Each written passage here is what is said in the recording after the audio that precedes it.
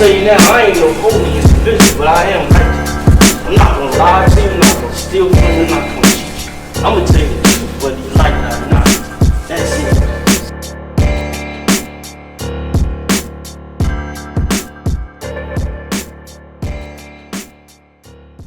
Free mind in the building. What's good, my digger?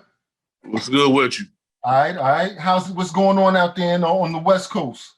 Man, I can't call it, man. Just a bunch of good, beautiful weather. You know what I'm saying? Oh, yeah, like always, you never have bad weather out there. Yeah, I just got back in, man, from working out and shit. Just had to jump in the shower real quick. You know what I'm saying? Get right. Oh yeah. Everything good though? Everything good, man. Just had to chop it up with you. You know, bring you on Strictly for My Diggers, which is a platform to celebrate sample-based boom bap beat makers. You know, you know, what I mean, you know, give you your flowers while you're still here. You know. Absolutely, appreciate you too. Oh yeah, most definitely. So where you at on the West Coast? I'm L.A. Oh, straight up at L.A. Yep. Oh wow. Okay. Yeah, that's crazy, man. Where's your what's the White Sox hat? What's the Dodgers cap? Where your Dodgers? Oh yeah, cap? you know it all day long. But I just came back from Ohio. I was in Cincinnati, so I was representing where I was at. You know what I'm saying? So I had the Reds hat on, but all day long, Dodgers, nothing but Dodgers. You know what I'm saying? Right. So how did this whole beat making thing start off for you? Did you rhyme first? Was you DJing? Absolutely. I was rhyming first. I started rhyming.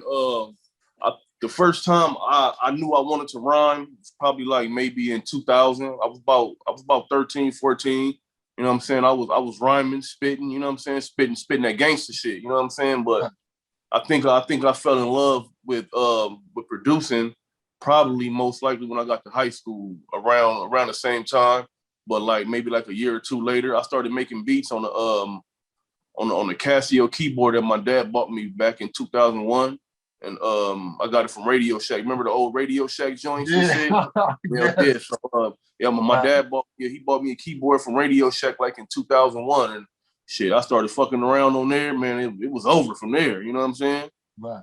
So with you being on the West Coast, how come you didn't go the quote unquote traditional West Coast sound? You know, you're very soulful. Bro. Everybody asked me that shit. Right. Everybody asked me that. You know what I'm saying? I don't know. I guess I always like, I don't know. That's a hard one because, you know, I grew up listening to the quote unquote traditional West Coast. Like I listened to the shit, you know what I'm saying? But I never wanted to make it. Like I always wanted to make what resonated with my soul more. And it was like probably like that East Coast sound, that soulful boom bap shit, you know what I'm saying? Right. I love that shit because I'm a Black Star fan, you know what I'm saying? So I love that shit. I'm a Tribe fan. I'm a Nas fan. You know what I'm saying? So that sound that they were rapping on with the old Primo beats and that Pete Rock sound and shit, that Dilla sound, that's that East Coast influence. You know what I'm saying? So that's always what I gravitated to. Right. And I see the crates in the background. So it's safe to say you are a digger, a vinyl digger. Yeah. Okay. Yeah. Any e-digging? Mostly that, especially now because I had a USB turntable, but my shit broke. You know what I'm saying? So I set it to the side. You know what I'm saying? I find shit on YouTube. I may find it online. You know what I'm saying? Sample packs, whatever sounds good to my soul, whatever feels good to my soul, I go with. You know what I'm saying? But definitely though, I've done some vinyl digging for sure. But I can say now it's mostly e-digging. For sure. Yeah, because one thing when I listen to your beats, I listened to your beats earlier today, and I'm like, yo, you're a very soulful dude. You're what I call a feeling producer. You don't seem technical a lot. You don't seem real technical, but I can feel your beats. I can feel the soul in your beats. Mm-hmm. There's a lot of soul. You know, you like to sample a lot of soul. I see. Absolutely. A lot of soul. Yeah. Like, not necessarily the soul genre. It's just shit that has soul in it. You know what I'm saying? Because everything has soul in it. Soul is life, soul is feeling, soul is something that you can, it's just that, you know what I'm saying? That like something that you just can't even really explain it, that intangible shit. You know what I mean? Right. That's what soul is. So shit, you can have that soul feeling in country music. And if I can get that soul feeling in that, I'm gonna sample that shit. You know what I'm saying? Because it's gonna give me that feeling. You dig? Right. So yeah, I want to get into some beat science with you because this is strictly for my diggers. Yeah. And when it comes to like sampling and making beats, especially like drums, where you getting your drums from? Are they coming strictly on vinyl or just anywhere you can get drums? When I first started, I started like finding like open drums and shit on like, I won't say the names, but like some well-known producers, like a lot of them will have open drums and snares on their songs. And I always recognize them, you know what I'm saying? So I was like, ooh, I like that. I'm gonna go and get that. You know what I'm saying? I would just make it my own, or I would find drum breaks. I just started using drum breaks, the actual drum breaks, like the way they come.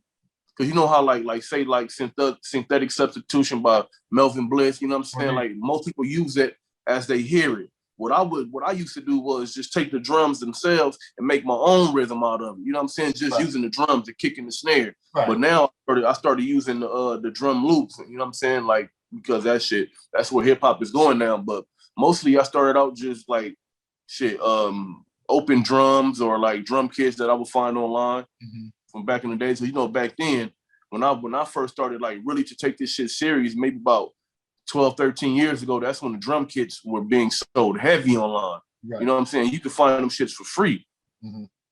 Right. So when it comes to like banging out your drums, are you starting like with the snare first and then the kick, or are you boom bap hitting them both at the same time? Like, actually, I start out chopping the sample first.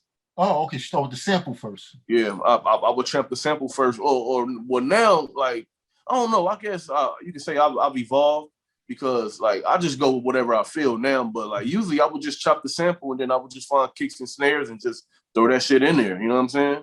Right. So when you chop up a sample, how many pieces do you usually chop up in? Do you chop up in 16 pieces or? Bro, honestly it depends, bro. Like sometimes I might chop up 25. You know what I'm saying? You don't use all 25, do you?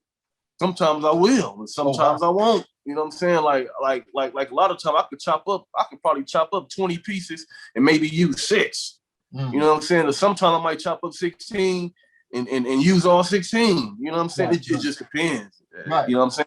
It just depends. Right. So you chop up the sample first. Now, do you bang out the pattern, the rhythm to the sample first and put the drums to it?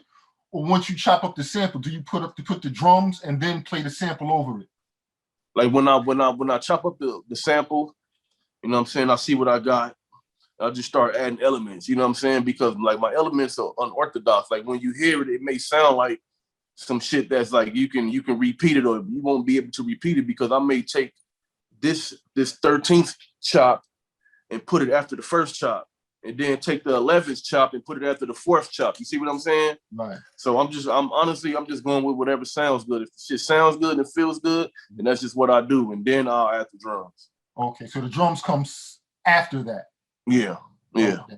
Okay. So what is your weapon of choice? What are you using nowadays? I know you had the old school Casio that your pop brought you from Radio Shack. What are you using now? Fruity Loops. I was on the machine for a minute, but to me, some people might disagree, but to me, the machine took away that one feeling. You know what I'm saying? It took away that frequency. It's not the same frequency. You know what I'm saying? Well, some people, they probably can make their shit sound good on there, but for me, I'm like, nah. Yeah. I just went back to the Fruity Loops and I'm still there. Yo, it's crazy because I just got off the Zoom with a producer named Tone Beats who worked with Killy Shoot as well.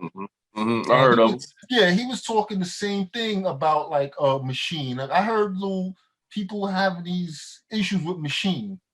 They had machine, but they go back to it because machine, the workflow is a little kind of crazy on it. Yeah. That's just whack. You ask me, just plain and simple, that shit whack. Right. So you're all software, huh? Yeah, it's all software. Yeah, why that? Right here. I use my controller. I got the controller right here. I use it, but for the most part, it's my mouse, bro. That's it. I don't need none of this shit. You know what I'm saying? I just got it. Right. I don't need none of that shit. Just give me a laptop. That's it. Just make the studio look good. So it just makes the studio look good. Should just make the studio look good, bro. I don't need none of that shit. You know what I'm saying? Just give me a laptop and my mouse. I'm good, bro. And you good. Yeah. So how do you feel about looping? Do you like just take straight loops sometimes and put drums to it? Or do you feel that's cheating? It depends on who's doing it. Okay. Because some people will take a loop and make that shit sound heavenly. You know what I'm saying? I think it just depends on who's doing it, because like when I first hit the scene, like 4 or 5 years ago, when I first hit the scene, everybody found out who I was. Dudes were looping crazy. You know what I'm saying? But now you take it back after I hit the scene and started making my mark. Dudes are drums, like heavy. You know what I'm saying? Right. So, it's some of those dudes were dope. You know what I'm saying? But like Clipto, like I think who Clipto is. Oh, of course, he's nasty. I think Clipto is fucking bro. That dude is amazing. Him and Nicholas Craven. Yeah. Absolutely. I think those two are like, when it comes to looping, I think it don't get no better than those two. Yeah, I would say Clipto, Nicholas Craven, and I do like the Historian. Yeah. He's nice too. He was one of the he was tearing the underground scene up when I first hit the scene. Like he was like the forerunner of that shit. You know what I'm saying? He's a young dude. I mean, he's young. I think he's only like 20 right now. He came out, he was like 16, 17. Absolutely. Yeah, because he's on the West Coast too.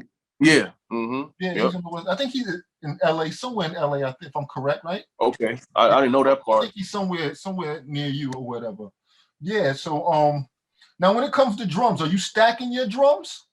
No, I just EQ them shits. Just EQ them and just go raw with it. What about quantization? You quantize, or you just shit? Sometimes you may not need it, but for the most part, I may not. You know what I'm saying? I'm not, like, may not need it. You know what I'm saying? Right. Now, what about? I'm sorry. What about like bass line? Does every beat have to have a bass line in it, or not really? Not really, because some samples, when you clean them shits up right and EQ them right and you filter them right, you can take the bass line out of those. You know what I'm saying? So not every beat needs a bass line. But then you have those samples that may sound good but it has no bass at all. So you want to add a bass line. You know what I'm saying? Right. Yeah. So when it comes to like you making a beat, how many tracks on average are your beats? What you mean? You have track 1, the kick, then track 2, the snare. How many tracks does it really take for you to complete a beat? Well, for me, got my kick, got my snare, got my hat. That's the foundation of the beat. Like every beat has to have kick, snare, hi-hat. So that's 3. And then it just depends on your sample chops. Okay. So shit, 3, anywhere between 10 and 20. Wow. Yep, anywhere between 10 and 20. Wow, that's a lot. You add a lot of elements in it. Yeah, but the thing about it is, it's mostly just kick, snare, hi-hat, and sample chops. You know what I'm saying? It's not really nothing else. You know what I'm saying? Right. So I forgot the question I was going to ask. Oh, BPMs. What range are your BPMs on average? What range do you stick with? I like to think I have a pocket. You know what I'm saying? Like anywhere between maybe 75 and 85.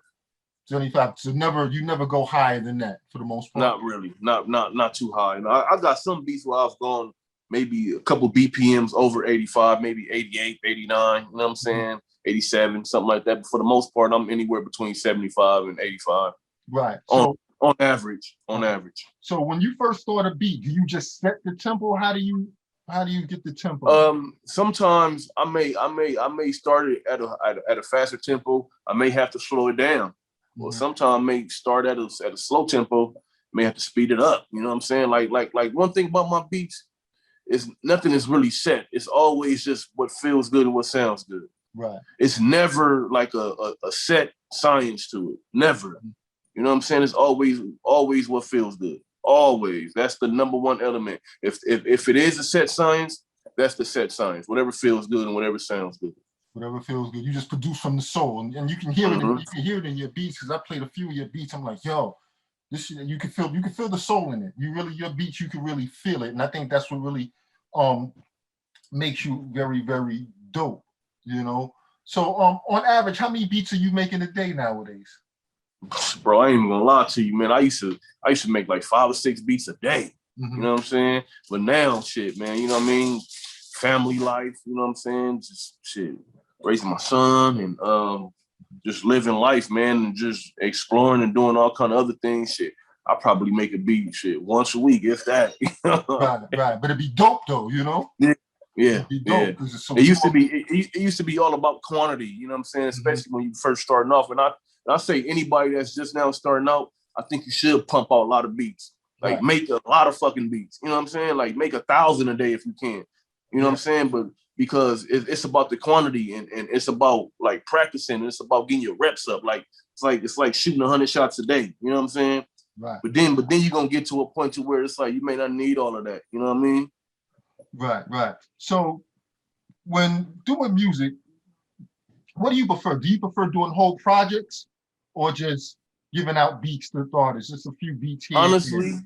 Honestly, I prefer to do whole projects. Like that's what I do. Like I got so many damn projects under my belt and so many coming. Like I prefer to work with a purpose in mind. Like just making the beat, I can't do that. Just make it like I have to be making the beat for a reason. Right. You know what I'm saying? Like, cause like when I first started out, I would make beats and I was just making beats to get better. But now I make beats for a reason. I make beats to tell a story, or I make beats to you know what I'm saying, to get a point across or to express myself. You see what I'm saying? Right. So I definitely prefer to do whole projects or to do like instrumental albums, because you know I'm working with a purpose. Like if I'm not working with a purpose, I'll get bored. I'll probably just stop. I don't have no inspiration. Like, you know what I'm saying? Like I love to hear people's stories, and I love to be a part of the process of bringing their shit to life or making the artist better. You know what I mean? Producing the artist and making them better. Right. Because when I first heard of you, and I might be late up getting up on you, but the first time I actually heard a project with you was with Killy Shoot. Yeah. Yeah. How did that come about? Shit, man, it happened organically, because I remember the first project I did, actually, when I first hit the underground scene, I did an album with Supreme Cerebral. That was the Soul Glow EP. I did that. You know what I'm saying? And you know, he knows a lot of people in the underground. So all those people started following me. You did. And a lot of them reached out, you know what I'm saying? And shit, like we started making music together, and one thing led to another, you know what I'm saying? We just kept accumulating songs and shit. We put out a project. Right. So when you work with these artists and you do projects together, I mean, are you just giving them beats? I mean, like, well, and what I'm getting to is, how does a producer, underground producer like yourself, get paid? Do you charge these artists for the beats, or do y'all say, hey, we're gonna do this album, we're gonna split everything down the middle? Yeah, like if an artist comes to me and say, you know what I mean, I'm working on the project, you know, I need some beats from you, then I'm charging that ass. You know what I'm saying? Right. But for the most part, when artists come to me, they come to me because they want me to produce them. So what happens when I produce an artist, then yeah, we split everything down the middle. You know what I'm saying? It's like a 50-50 split. Right. You know what I'm saying? Like all the Bandcamp sales, all the sales, that money that come in from your digital distribution plays and all that, we're gonna split all that down the middle. But like if an artist comes to me, just want me to be a beat maker, then, you know, I charge them an upfront fee. And a lot of artists, underground artists, you know, it's not a lot of money being generated anyway. So charge them an upfront fee, and that be that. You know what I'm saying? Right. But if I produce you, then it's gonna be something way different. You know what I'm saying? Like we splitting everything down the middle. Right.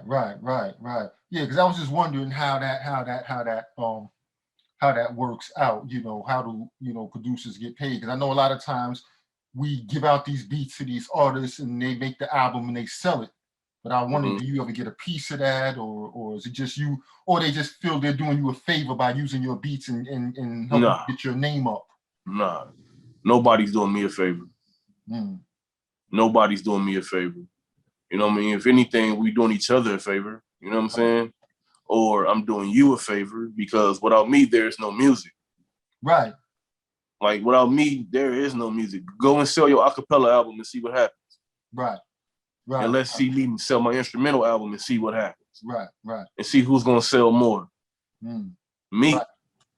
Right. So it's important to really know your worth and stick to your guns in this business as a beat maker, correct? Absolutely. Absolutely. I mean, but you know, like when you first starting out, nobody don't know you. Right. And then like your best bet is to, like, you know what I mean? You're going to give out some free beats. Right.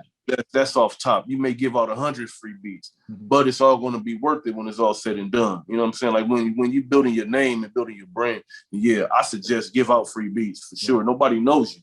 Right. You know what I'm saying? Like build your name up, build your status up, and then that's when you start charging people. You dig? Gotcha. So are you producing full time?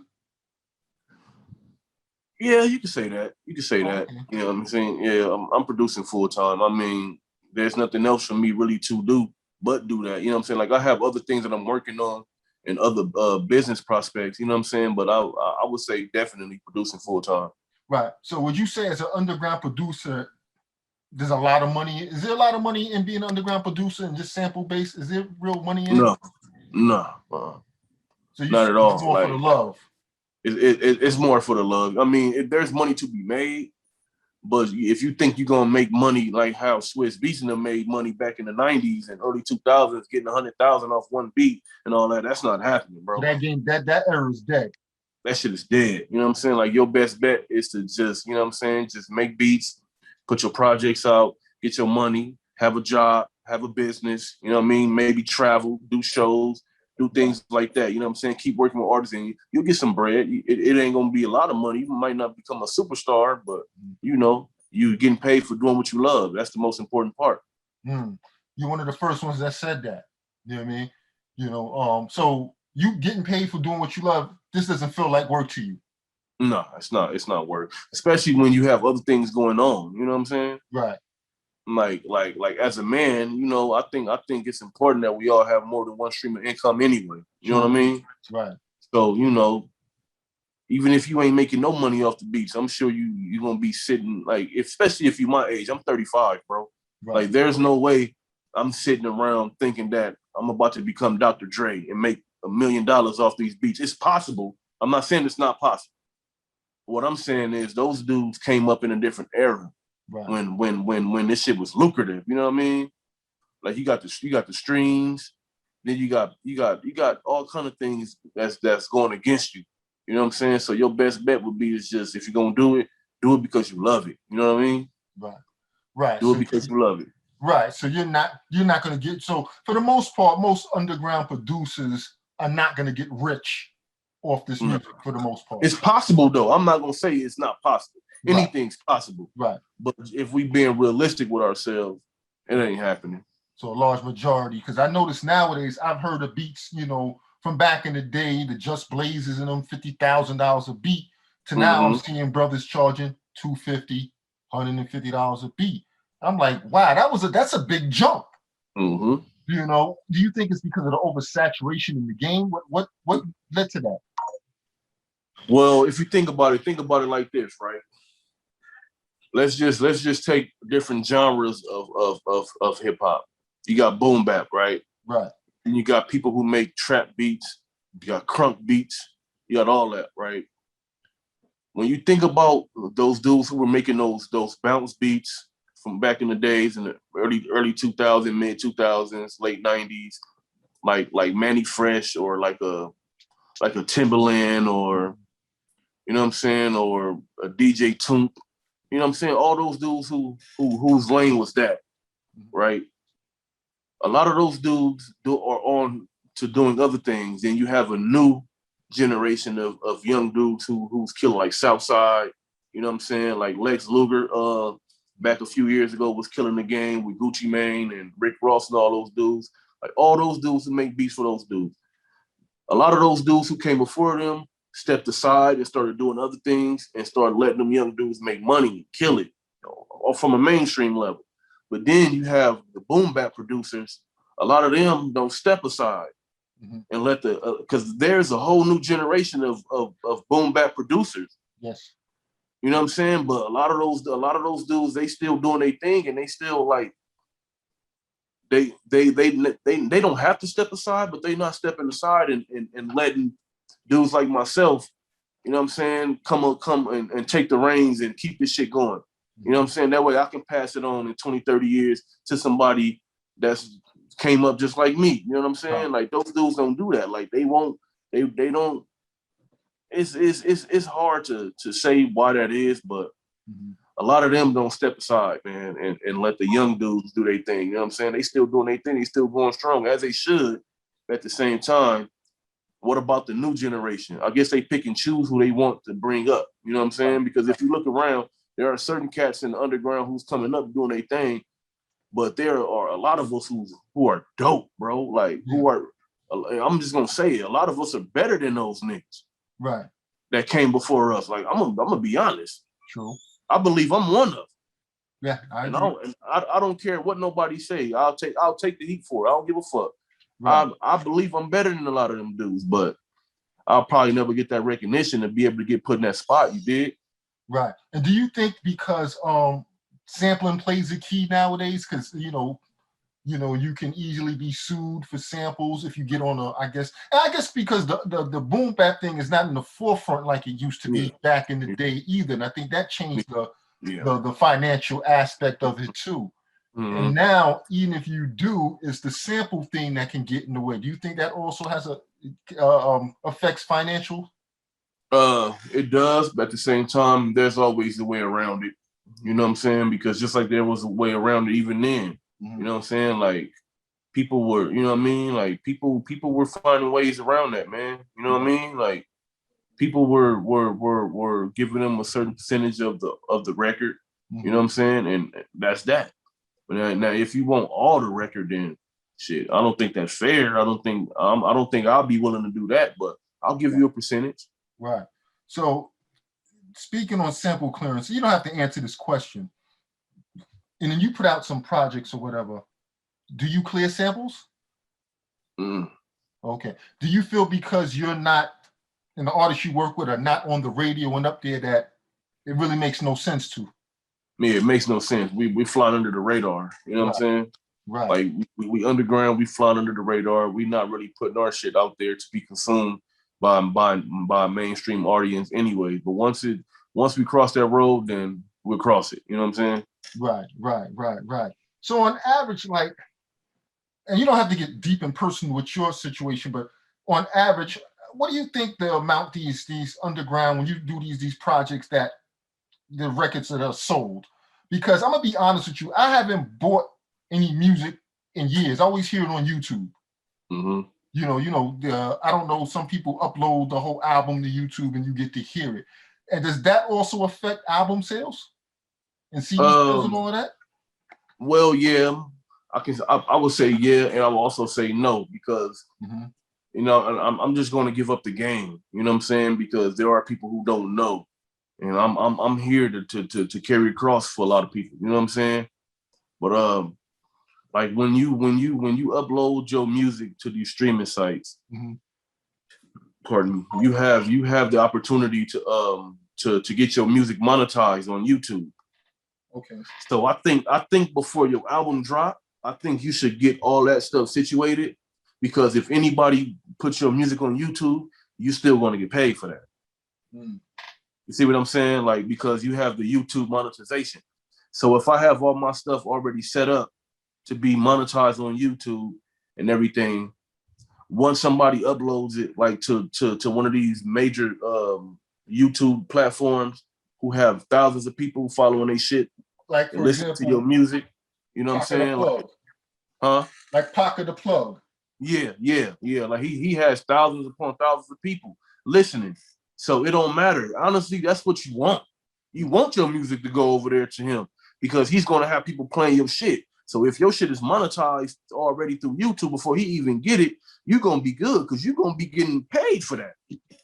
So what you're saying is this, though. So if you have it set up, because I thought to monetize your stuff, you had to have a certain number of subscribers on your page. Nah. If anybody play your music on YouTube, you get paid for that.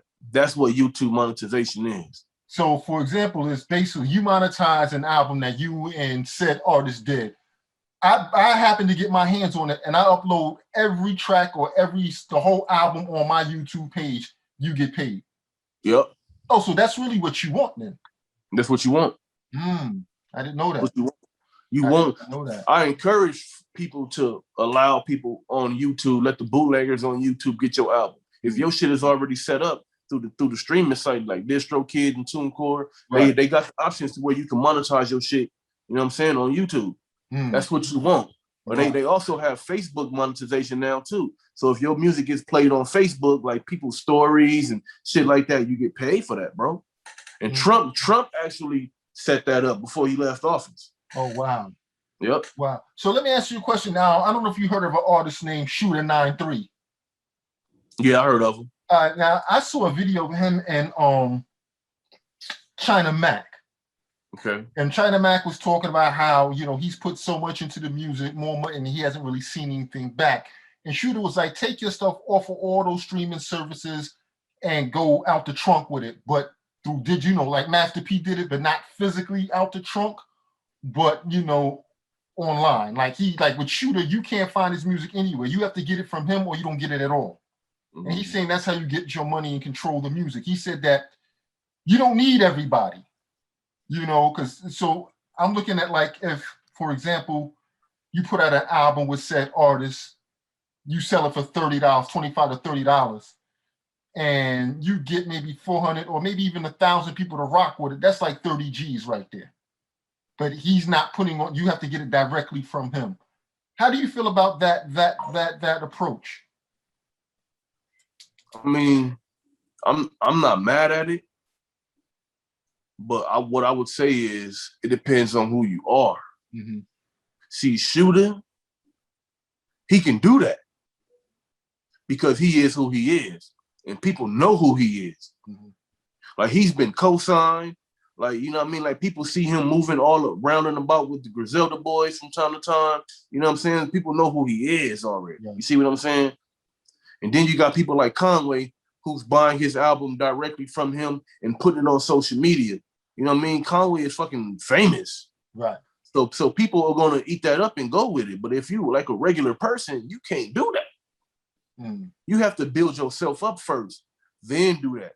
You know what I'm saying? And then not only that, this is 2021, bro.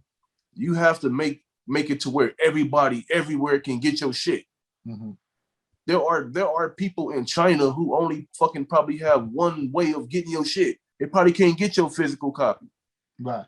They probably need YouTube or some kind of streaming service to get your shit. Right. So I say put your shit everywhere, make it available to everybody. Gotcha. Interesting. Yeah, because I've heard of DistroKid and all those different platforms like that, but just wasn't really familiar with what they really do. Now with DistroKid, they have to sign you or you just sign up to it?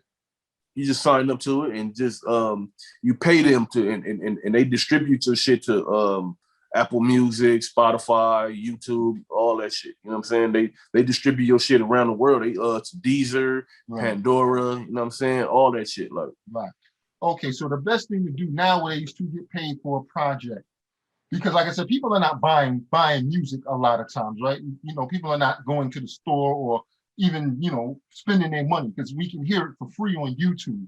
So basically monetize through YouTube, Facebook, and these other social media platforms. So when people are playing and uploading your music, you get paid. Wow, interesting. Because think about it, right? Think about it.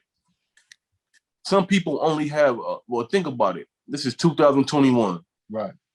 The iPhone is a status symbol. You know what I'm saying? Just like the Jordans are. Right. Like when you got the Jordans, there's certain status. Having an iPhone is certain status. So everybody has Jordans. Everybody has iPhones. Do you have an iPhone? I have an Android. I'm about to switch over to an iPhone though. Okay. Now let me tell you something about an iPhone. On an iPhone, you can't play your MP3s. Pardon me.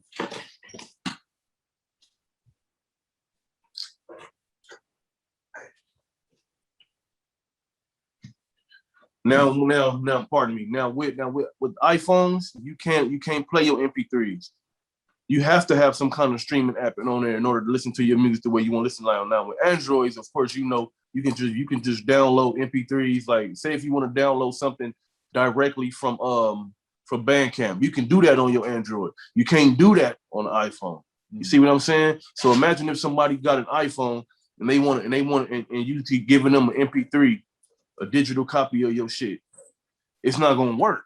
You see what I'm saying? So they may need to get on Apple Music or get on Spotify, get on YouTube to get your shit. You see what I'm saying? Right. So you already limiting yourself by doing that. So that's why I say put your shit out everywhere. That way people won't have no problem getting your shit out. You can't even just put your shit just straight on Bandcamp. You can't do that. You have to literally put your shit everywhere. You have to have physical copies. But some people only want physical copies. Like, see me, I don't want no physical copy. Because I'm always on my phone. I'm on Spotify. I'm a Spotify dude. I've been on Spotify before people even knew what Spotify was 10 years ago. You know what I'm saying? Probably longer. You see what I'm saying? So I prefer to be able to go on Spotify, go on YouTube, and get my music. Right. And some people prefer only on Bandcamp. And some people prefer to have their shit as MP3 files so they can just plug up to their car radio and go and do what they do. You see what I'm saying? Right. So you limiting yourself just by saying, "Oh, come directly to me and get this physical or I'll give you the digital copy." Nah, bro, put your shit out everywhere. Gotcha. So what's next? I see you with the group. I see you with I think a duo. Is it you and another brother, Brandon? Yeah, Brandon Isaac. Yeah, we North Star. Duo. Right? We performed the duo, North Star. Yep, North Star. Ohio. Is that the Ohio connection? Uh-huh. Okay, how'd that come about? Actually, I did a couple songs on a project with this brother from Cincinnati. His name is Wayne Fowler. Okay. He's out of Cincinnati, and Brandon and I started following each other through him. We found each other. I heard his music and I liked it. You know what I'm saying? And he reached out to me one time. We was trying to buy some beats. So I told him, what my prices was, and he was like, "Okay, we'll link." I was like, "No problem." But I just happened to hear his music. And once I heard his music, I was like, shit, I reached out to him. You know what I'm saying? And I was like, don't worry about that, bro. Let's do something. Let's make some magic. You know what I'm saying? So we ended up recording an EP over the course of maybe a month. You know what I'm saying? Just organically. You know what I'm saying? Like we would be on the phone, FaceTime, chopping it up. You know what I'm saying? I would be giving them ideas and concepts of you know what I mean, producing them. You know what I mean, guiding them and whatnot and shit. We put out 6 songs. Well, we didn't put it out, but we got 6 songs in the cut. I think we only gonna put out maybe 5 and just leave one just to do whatever with. You know what I'm saying? And I ended up going to Cincinnati to see my girl. My girl lives in Cincinnati. You know what I'm saying? So I told Brandon I was coming out there. I was like, let's link up. We shot a video while I was out there. Now I'm back home, and you know what I'm saying? And shit, the rest is history. Yeah, word. What else you got next? The album with Oh the Great just dropped today. Woo! That just dropped today. I got a project with Spoda coming out. Yes, Spoda.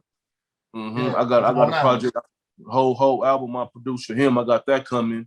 Okay. I got an album with J Hustle coming. I got an album with Motto coming. Let's see. Jamil Honesty and I are going to pick up where we left off because maybe about a year or two ago, we were putting together a project that we were going to do, but he had other projects that he had to do. So we put that one on the back burner. But he recorded a couple songs and everything. We started putting together. So we're gonna pick up where we left off very soon and shit. So for the most part, man, I'm just focusing on this North Star thing I got going with Brandon Isaac. That's really it. So with you making like one beat a day, like how are you able to do all these projects? That's a lot of work to do single-handedly. Shit, I got thousands of beats, bro. Okay. From, you know what I mean? Remember I told you how I was just putting in work, constantly making like 5-6 beats a day? All that shit accumulates over the course of 5, 6, 7, 8 years. You know what I'm saying? And you still like those beats?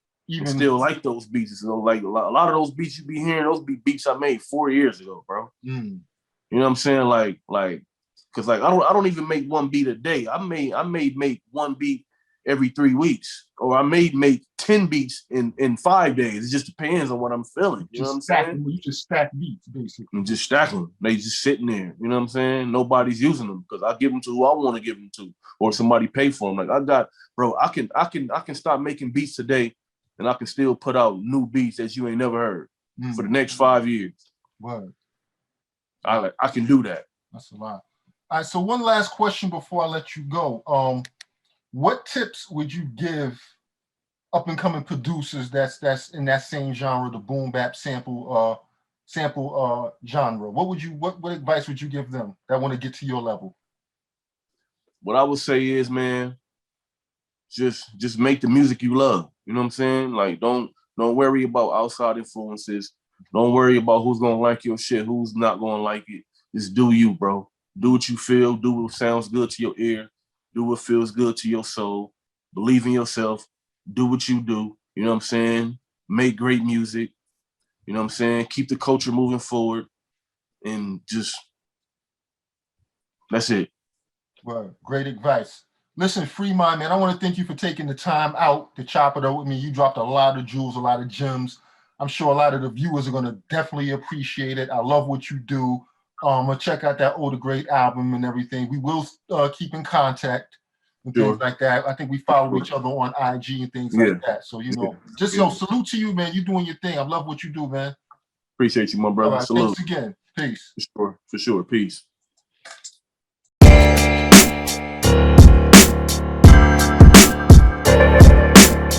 Tell you now, I ain't no holy individual, but I am righteous. I'm not gonna lie to you, I'm not gonna steal from you, I'm not gonna cheat you. I'm gonna tell you